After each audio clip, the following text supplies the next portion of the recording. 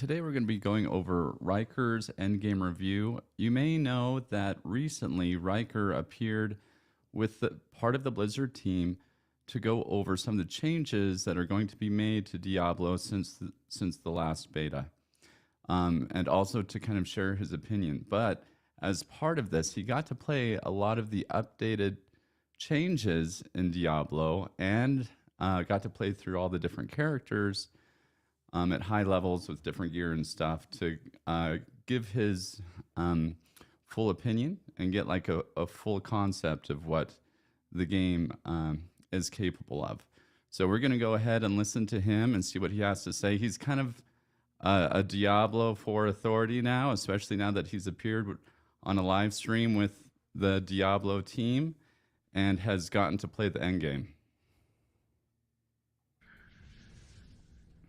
Hey folks, this is Riker, and I got to co-host Riker. the latest Diablo 4 developer live stream update. Blizzard invited me to come play the game for a few days, talk to devs, and then co-host the stream and ask some questions, shed some insight into my experiences. Yes. Adam Fletcher would typically host these updates, so I was there to be the relief. I was there to be the Riker to Adam's Picard. So in this video, I'm going to talk about that. Kind of the gamer's experience, the gamer's opinion. So as I dive now into that, what's it like to play Diablo 4 Endgame? I'm just going to say that this video will be more conversational, more live stream-like, a little less edited than we all like live streams, right? Videos, less edited, less produced, less scripted than my regular videos. So first off, I was given a suite of endgame characters to play. I got to play every class. The characters they had set up for me ranged in level from 45 to 75. That gives them a whole new perspective. What I wanted to do was take that level 45 rogue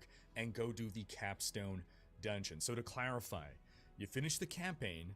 After that point, you can unlock the full suite of endgame content via completing your first capstone dungeon.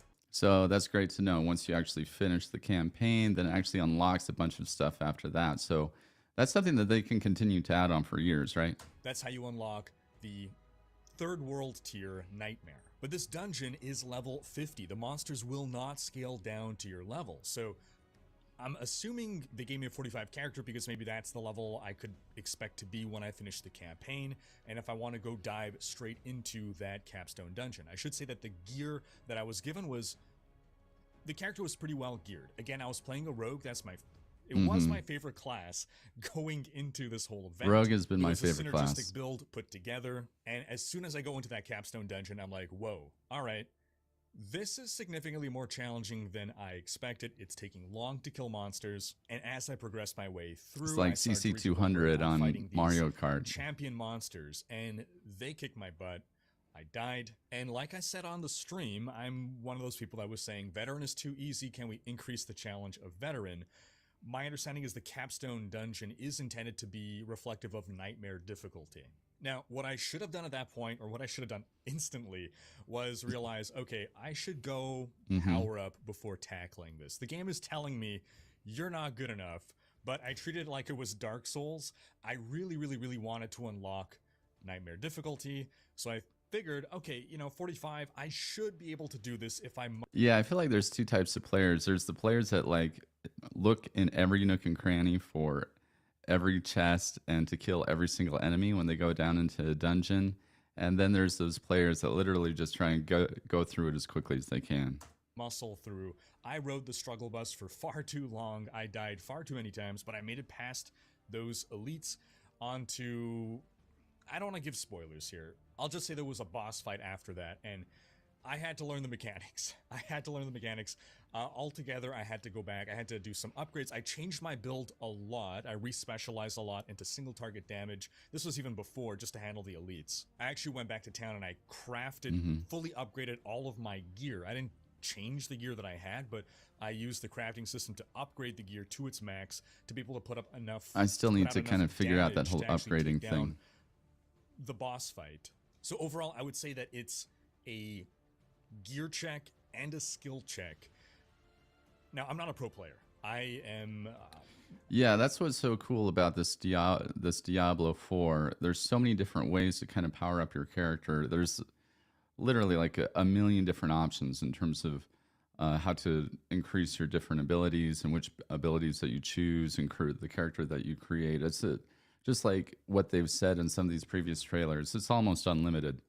I'd say maybe I'm above average. If you look at the grand scale of all players that play, sure, I'm above average, but I am nowhere near a super skilled player. In the beta, I hardly died. I pretty much only died against a Shava. Just to give you some ballpark of, I'm not total garbage, but I'm sure that there will be pro level players that will be able to handle Yeah, I'm not a that pro level player at all encounter either. with either fewer deaths or no deaths. But again, if you're hardcore, I would not just waltz in casually. And I think that level difference as well really makes You have those players where it's like within 10 minutes, they know what every single key, hotkey is and everything else for the game. I'm not that way at all. I take a while to kind of like plunk around and I figure out like, oh, this is an ability I didn't know existed. a difference. Because my next capstone dungeon experience, the second one to unlock the highest difficulty tier, I believe that's at 75, I was the same level as the dungeon. And that one went so much better. Despite it being the higher tier capstone dungeon, I was of the correct level. The initial part, I'll say I breezed through, but then the boss fight, that was a big challenge again. I overcame it, but I died multiple times. Again, I needed to learn the boss mechanics to understand, okay, Yeah, when some am of I these getting bosses one are shot tough. here? I had to change up my build a bit to be able to survive one shots. And by the way, the respecking, while I didn't do full respecs, I respec quite a bit. You generate gold rather rapidly. Can you do full respecs constantly throughout the day? No, but you could afford to respec quite a bit. Even at level 75, I was respecing things. I was earning back the gold. It wasn't That's a big impressive. deal. But again, I wasn't doing full respecs. I was redoing some Paragon nodes. I think I respec a whole Paragon board. I changed up some skills, but I didn't completely alter my build. But yeah, I had to spec more into survivability to just sustain the fight. I had to learn to better play my build. That's another thing as well, right? I'm jumping in there with a build that I've not played before, so I'm learning how. Yeah, that makes a big difference. If you're not really familiar with what keys or which attacks you like to do in what order, and how often that you need to kind of regenerate your health, use like health potions, stuff like that, it's difficult to just move straight into a new character. How it works. I'm learning how the mechanics of the build work. I'm learning how the mechanics of the fight work. And again, I would almost advise a hardcore player maybe just try softcore first, just to know what you're up against. I'm gonna I be like to do super soft impressed core. with I the think that's hardcore okay. players who are gonna, on your first go, survive all these fights. In general, things are well telegraphed, but it's a skill check. You're gonna have split seconds to react to what you're seeing.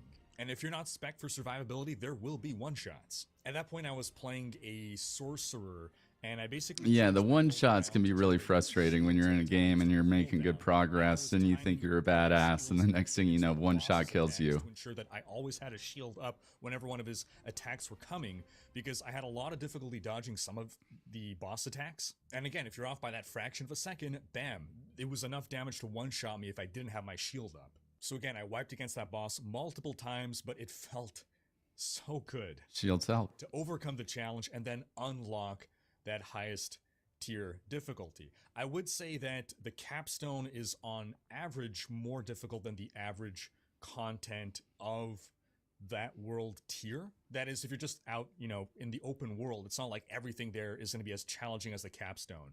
That was another reason that I was trying to really Yeah, of muscle course. through Yeah. to unlock it, because better loot drops in the next world tier, and that loot is then going to start powering you up more. Now, to clarify, you don't Yeah, need that's to even something do to your keep first in mind. capstone dungeon to start doing the You in-game you content. You just attack a only get really access difficult to item dungeon, you dungeons get the really good multiplied once gear, and that actually helps you world long tier. term, even when you're out just Before getting though, you could be doing attacking others normal first. tier And enemies. that's typically how you would get your first nightmare sigils. So nightmare sigils are used to open nightmare dungeons. You get your first of those via the bounties, the Tree of Whispers. In my case, I was given characters that had a full inventory of nightmare sigils, so that I didn't have to farm that stuff up. So nightmare dungeons will be a core part of the end game loop. You're going to start again by getting your first nightmare sigils. They're going to be like the tier 1 ones. They have different tiers Yeah. of escalating difficulty. You get your first via the Tree of Whispers. Then after that, once you are inside a Nightmare Dungeon, you can get other sigils to drop. That'll be for higher tiers. So I'm running a tier 1, then That's inside cool maybe that I'll these get a keep tier on 2, dropping. whatever, some higher tier, and it goes on and on. And that's generally how you're going to continue to farm your Nightmare sigils. If at some point you're unhappy with the sigils that you have, you can break them down into crafting materials and craft your own Nightmare sigils at the Occultist. This could be either because you want higher tier ones, so you're gobbling Okay, down that's lower cool that tier there's a ones to couple get different ways higher where you tier ones, can or go and I don't know, you hit the map, craft or hit the earn map, these you Nightmare like the sigils. affixes that roll, because there's randomization of the affixes that roll on those Nightmare sigils. Now, the sigils come in, I'm going to say tiers again. There's Nightmare sigils, and then there are Right. Torment Nightmare sigils. Okay. That's the main distinction. In the Nightmare tier 1s, you can die up to 12 times before That's a you lot. fail. And then in the highest tier 1, again, I'll call them the Torment tier. I don't know what the proper term is. If there is one, you can only die 4 times. And yes, Yeah, that's a little bit more scary, right? Insulting us right now. I get it. So you're farming Nightmare dungeons in order to get more sigils to run more, and higher level Nightmare dungeons to get more higher level loot. And also the main thing at the end of a Nightmare dungeon is you're going to level up your glyphs. Glyphs are things that you insert into your Paragon tree. Okay. They're some of the most powerful things, in fact, once leveled up sufficiently. There's so much to this game. I don't even know anything about glyphs. Part of increasing your character's power will come from leveling up your glyphs. Finding glyphs, first off. Finding glyphs, finding the right glyphs for your build, and leveling them up. You can argue that it's similar to legendary gems in Diablo 3, but there's more complexity. Okay, that makes to it sense. because you got to be inserting the glyphs into the Paragon board and in a slot that is meaningful. We'll talk more about glyphs in a bit here when we talk about the Paragon board. Yes, please. Again, my main focus in playing the game was to understand, what am I going to be doing every day in Diablo 4? What is the experience going to be? Why am I doing the different activities that are available to me? Now, on average, the difficulty in Nightmare dungeons, not nearly the same as in the Capstone dungeons. Capstone is definitely far more challenging. But Nightmare dungeons as well, I mean, you effectively get to make them as challenging as you want, given that you could unlock higher and higher Nightmare sigils. So at Okay, so you can get them as difficult as you want, as long as you're gonna have to level up in gear, though. Apparently, I would assume. Rapidly and more efficiently, then you can run lower tier sigils. But again, you're rewarded because you only have a finite number of resources of these sigils. You are rewarded for not just doing the easiest content over and over, but rather for... Now, what's the diversity of these Nightmare sigils? You know, a lot of people, one of their big complaints was that there was a lot of homogeny, or a lot of the different dungeons actually looked alike, that there wasn't a lot of diversity in the dungeons. Certainly things where you don't have to be slamming your head against difficulty-wise. The most challenging things that I experienced were those Capstone dungeons. Now, one concern I have about the Nightmare dungeons is that in the... I kind of wonder if these, without diversity with these Capstone dungeons, it's the effort to get the gear out of those might end up feeling like a grind. So hopefully they take that into account and really try and create like a lot of new either enemy types or imagery within these different dungeons. Out of the 115, why can't you just let us do all 115 or however many dungeons there are in the game as Nightmare dungeons? Again, this is something that we'll only really realize after we experience the season. We'll find out whether 30 is enough or not, and I'm sure if it's not enough, they'll be open to increasing that number. So that pretty much covers the Nightmare dungeons. Then there's Helltide, and Helltide is where you can target farm specific item drops. We'll explain why in a bit, as well as it's pretty much the only place that you can get certain important crafting materials. So these, the Helltide and the Nightmare dungeons, are part of your core game. Crafting seems to be a big part, or a core part of this game. Things in each that you cannot get in the other. That said, it sounds like XP farming will not be relegated to one or the other. I asked about this, and they said monster density should kind of be the same. So it's not like in Diablo 3, for instance, where there is an activity to do that is the maximum XP farm. Asterisk, I'm sure pro gamers will find what is the most effective thing to do for XP farm, but from a Yeah, design it'll take all of perspective, 2 weeks, and then there'll be nothing is a designed to tutorial be, on oh, it this is on what you want to do YouTube, to grind XP. So and then I'll again, I cover haven't it. had to really dive too much into it, but Helltide has a bunch of random events that can spawn within it that are different and distinct from the random events that naturally spawn in that zone. So Helltide is basically something that takes over an existing zone in the game. It, in addition to having the regular monsters spawn there, it starts to spawn demons. And in addition to that, Okay, kind of like a Helltide-specific possessed events part of the that map, really override, yeah, almost they like a shadow override of evil. the regular zone events. So there's a few different Helltide events that can spawn. I'm not going to get into spoilers there. There's also roaming monsters. Sorry, rather roaming boss monster encounters that you can run into. It's overall Helltide is pretty challenging. It's not slam your face against the wall challenging, but there's a marked increase in difficulty within Helltide and outside of Helltide. We all And wanted to I think experience some of this that. wasn't You touched know, upon in the stream. when you're like the There's most so much powerful to talk thing in the about game in and you Helltide, just but blow through enemies, first off, it doesn't the take very foundation. long before In the things Helltide, you are aren't collecting exciting anymore. cinders, and those So this is cinders are actually a used really to good make idea, this Helltide, chests where it's like that every are once in a while you found get a within pocket the Helltide. of They a spawn shadow in of random difficulty in a locations. So certain before area getting that into maybe Helltide is is normally super killing easy your for way you. around, exploring to find where the different chests are. Every chest will have an icon above it showing a gear slot like boots or two-handed weapon, and it'll show you the cinder cost to open that chest. So you're killing your way around, you're picking up cinders, and you're determining which chest do I want to open. Now there's, and again, I think I could say this, there's one chest that's randomly within the area. I'm not sure if it always spawns, but it is not marked on the map. And it's like a super secret chest. It's some kind of uber chest.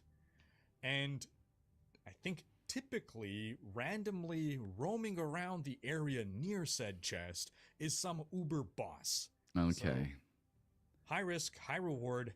Beware. You're encouraged to. It's nice. That's actually a level of randomization, right? Even if it's in a part of a map you're familiar with, all of a sudden there's like a boss somewhere around there that you're, 1 hour. even if you just want to walk through the area, you don't want to, you don't want to engage in that because you're doing some other alternative quest. You might run into that boss. Am I target farming for? If you're searching for unique items, for instance, you know exactly what unique you might be hunting for. Maybe a Shaco, a Harlequin crest, rather. You're going to be looking for that. You know, okay, helm. I got to find the helm slot. I'm going to go for that. Or if you just have one slot that's really weak and you want to upgrade it, you can target farm for that. The odds of getting good rewards in general seems pretty good. And the spawn rate of Helltide seems to be 1 hour on, 1 hour off. So once one Helltide ends, the next one will start an hour later in another random location. That's great. In the world. In the meantime, you could be doing your nightmare dungeons. You could be doing That provides a lot of diversity on the normal map. Spawn at the right time. Now, on the topic of the cadence of 1 hour on, 1 hour off, I will note that in general, I'm someone who likes to have full agency over what I have access to playing in a game. I don't know how big of a deal is it. I mean, especially now the way I play, it's not a big deal to have 1 hour off, but I used to be someone who wanted to just jump into a game, play for 15 minutes when I had time during the day. And I think if I were still that kind of gamer, I would be disappointed to hear, oh, I logged in, Helltide's not available right now. Here's one less thing that I have to do. Maybe I get lucky a few days in a row and every time I log in to play, Helltide is off. I'm not sure how much of an issue it would be to just have Helltide on all the time in different zones in the game. I suppose. Yeah, that's something that they can kind of test with, or maybe it's something that they'll allow you to kind of toggle on and off, like always have Helltide available somewhere on the map. Want to do something, let them do it. The way it is now, I am okay with it. I'm just concerned if we're going to pave the way for a lot of things like this in the future that are all going to be on different schedules. Having Helltide available 50% of the time, though, I don't think it's going to be such a big deal. I think it's enough. That does that have all calendars? The game literally gives you a calendar in order to keep track of upcoming things and ensure that, okay, I go to this island to do this at this time, and then I go there to do that at that time. I just want to play the game whenever I want, on my own schedule, on my own time, and not be gated out of activities based on different times. If the concern is being able to do an activity too much, I would rather have some resource that I can farm in order to partake in the activity on my schedule. So let's say a Helltide key that you unlock and then bam, you consume it, and now a zone becomes Helltide within your instance. For argument's Yeah, sake, that'd be kind of this cool. doesn't have to be for Helltide, but for other such events. Some people suggest that for world bosses, for instance. And that pretty much You know, covers this the is one of those core things you can kind of nitpick things, gameplay. and actually, Now, how does some of that all these tie little into tweaking some of these progression? things can Well, actually this is make a big related to difference in terms of sacred and ancestral player items. retention So again, you're playing or on veteran having or people normal difficulty. stay You have yet to excited. unlock Just World like what he Tier was 3. saying, You're like, only getting normal every other items, so hour if you is like good, but legendaries, maybe you're it's probably not gonna so have good for something the main player that can only play otherwise. 15 minutes a day. Before completing your first capstone dungeon, you'll likely fill in all those slots. 2 legendaries. And ultimately, what it comes down to is Blizzard wants player retention. They want people on there playing, and they want people to enjoy their experience when they're on there. From items below World Tier 3. Once you unlock World Tier 3, then bam, sacred items can start dropping. These items are going to be on average better than the gear you've been able to find up to this point.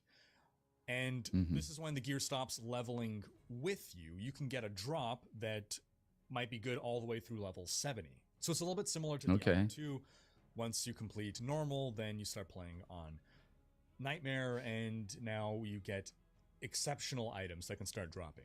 So again, the flow of progression is going to be you're pretty much maxing out your normal gear by the time you unlock World Tier 3, and then you're going to start getting upgrades again, and as you're progressing your way up to about level 70-75 to get World Tier 3 unlocked, which again, I'm sure like super pro players will probably unlock it at higher, rather lower level than the rest of us. Right. They'll also be farming XP far more efficiently than the rest of us, so who knows, maybe they'll wait until the appropriate level to do it. But regardless, your flow then is sort of starting the loop all over again of gearing progression where, okay, well, now you're getting your new drops you got to start looking at again. In my case, I wasn't really upgrading my gear. Yeah, that's exciting. Even when you reach level 75, you're still motivated to keep grinding for gear. Not raining from the sky. They seem to be dropping at an appropriate rate. I did see them, but the odds of getting a legendary that was good for my build was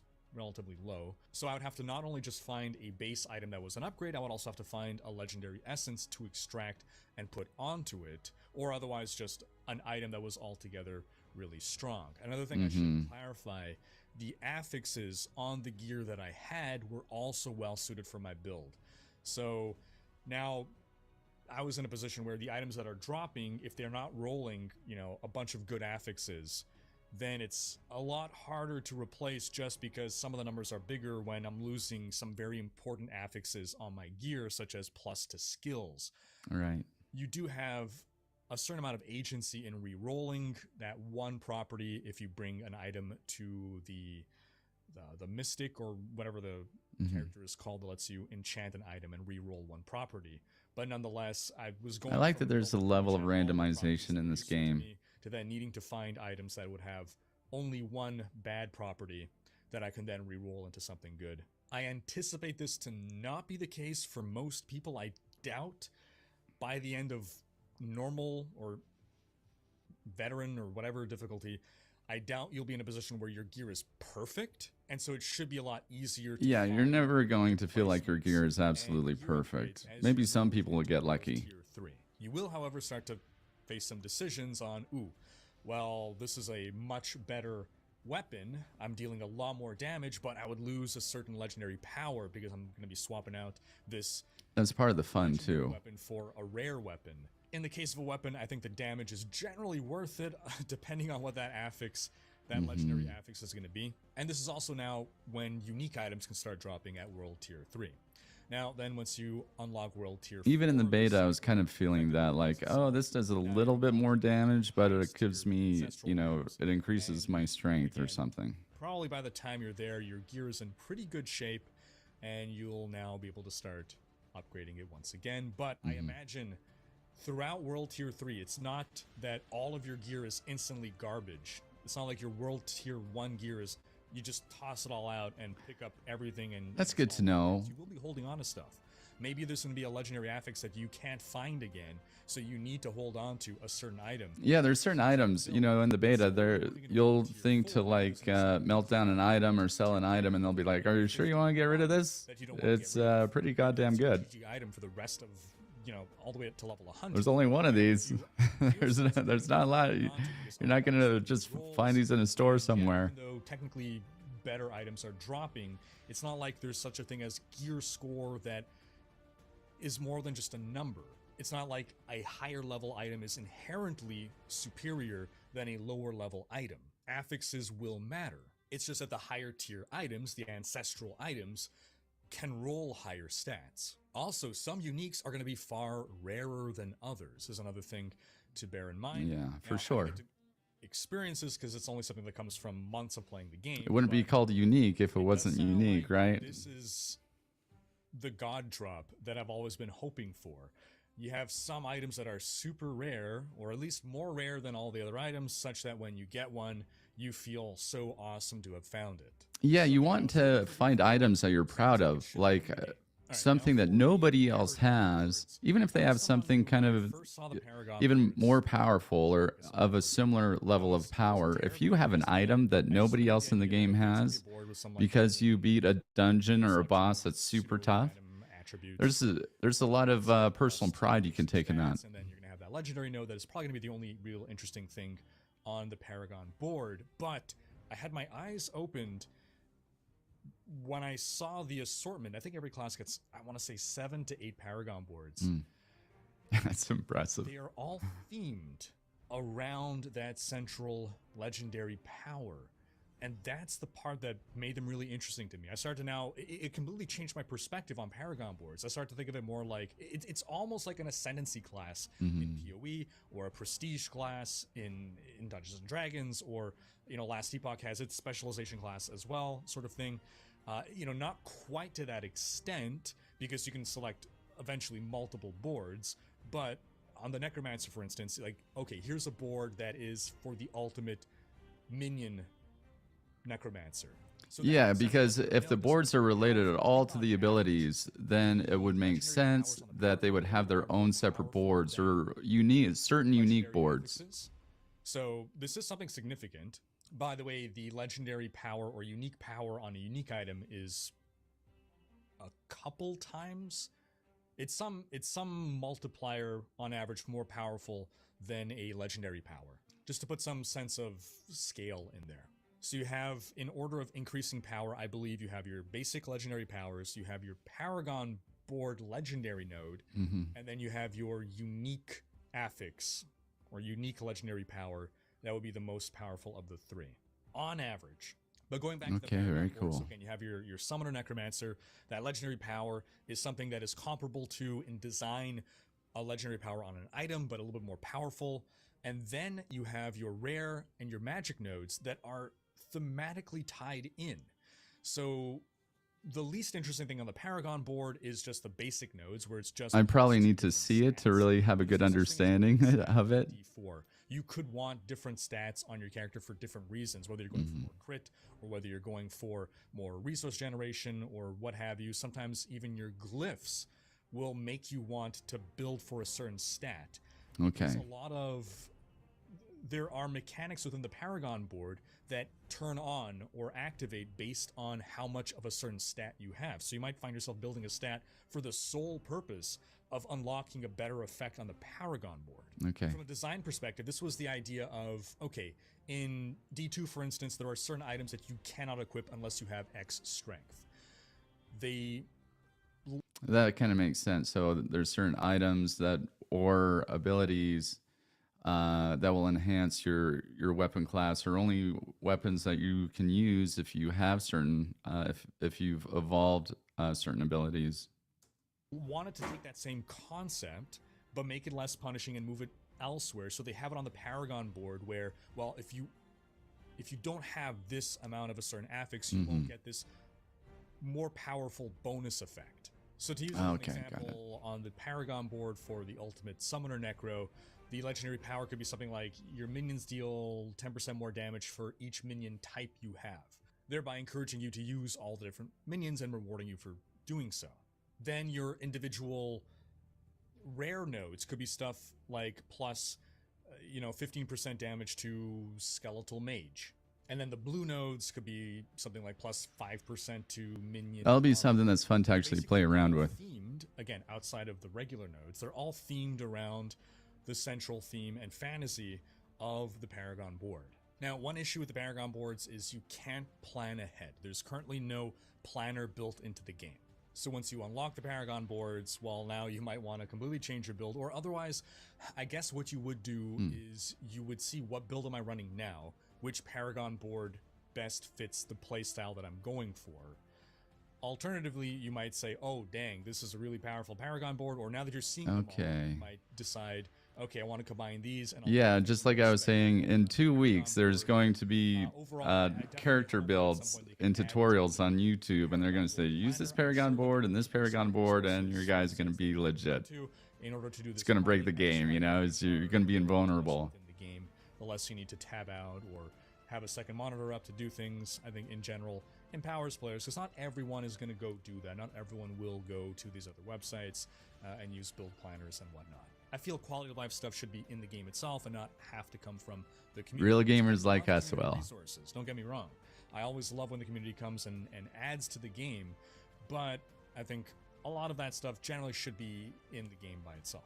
One of the issues is that you can't look at what the Paragon boards are unless you are currently at a gate node. That's one of the nodes that'll connect to a new Paragon board. So it just makes it more difficult to plan when you can't be just bringing up a menu that shows you the Paragon boards unless you are literally in the process of adding a point to unlock a new Paragon board. But overall, I was someone who previously didn't think the Paragon system was that interesting until now I got a more holistic look at the Paragon system, and now I find it far more interesting. So again, I got to play all 5 classes. Yeah, once you get to understand it better, it starts to get more and more interesting to a player. Followed by Necromancer, Sorcerer, Barbarian, and Druid and Dead last, with the Barbarian and the Druid being classes that I wasn't crazy about, and the other 3 being classes that I enjoyed and would want to play. I think that order has completely reversed now. I still believe I'm going to start with a rogue simply because rogues have super mobility. Yeah, I like that. Mobility becomes less meaningful when the content becomes more challenging. Mobility is always important for evading damage, but hypermobility lets you get more rapidly from quest to quest, so I think it's going to be the fastest to go through the campaign. Right. But you start dropping a lot of those mobility powers when you're facing higher difficulty things in order to deal more damage or have more damage mitigation. So my 45 character was my rogue. That might be why that was my least favorite, just because I really slammed my head against the wall difficulty-wise. My favorite was, I played 2 different druid builds. This is interesting. Was the permanent werewolf stormcaster druid. Okay. It felt so good. I played rogue and druid in the beta. That's funny. Build just gelled. Now I need to stress, I was given fully synergized items and toolkits. These were fully put together and thought through builds. So what is the experience with just random gear on and a random build? I can't speak to that, but I just love the gameplay flow of that druid build. It felt so smooth. Yeah, that's what I kind of felt too when I was playing the druid. It felt like a completely different game than playing as a rogue, to be honest. And it's one of the beautiful things about Diablo is you play the game in a different character class. It feels like it almost feels like a new game. It felt really good to play, really smooth. I'm not crazy about melee in general, so it was a step down from the druid with regards to just what I enjoy playing, but the build felt good. Then my third remained the sorcerer. I played a lightning build, and to clarify, the build that I was playing has all the changes that they listed from the last patch that we covered last week. So it wasn't the Great same, live, by the way. Overpowered. You guys should check that out if you haven't. Yeah, sorcerer remained as my number 3, and then my number 4 was the necromancer. The necromancer, I was given it was a blood army build, and which was super powerful in the beta. Blood lance while also having minions. There was a pet build that also had me doing some of the active damage. Now, nerfs were made to minion survivability. I definitely felt that. My minions Mm-hmm. pretty much only died against a Shava back in the beta. They otherwise were almost always up. Now my minions were dying quite regularly. I was Which they having to should, resummon right? them. I'm not going to say constantly, but regularly as I'm going through. Mm-hmm. I would say that I never really reached a scenario where I was out of corpses. Or, that's not fair to say, no. I would be out of corpses sometimes, but I had a lot of means of generating corpses. Okay.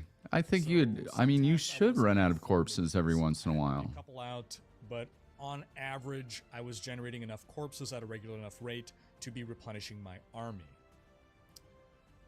Minions or Minion Necromancer will remain non-targetable, as in it's Diablo 2 style where your minions just go out and do whatever they want. Yeah, not as my opposed to favorite Diablo 3 style of where play. you can point to an enemy and your minions will target that enemy.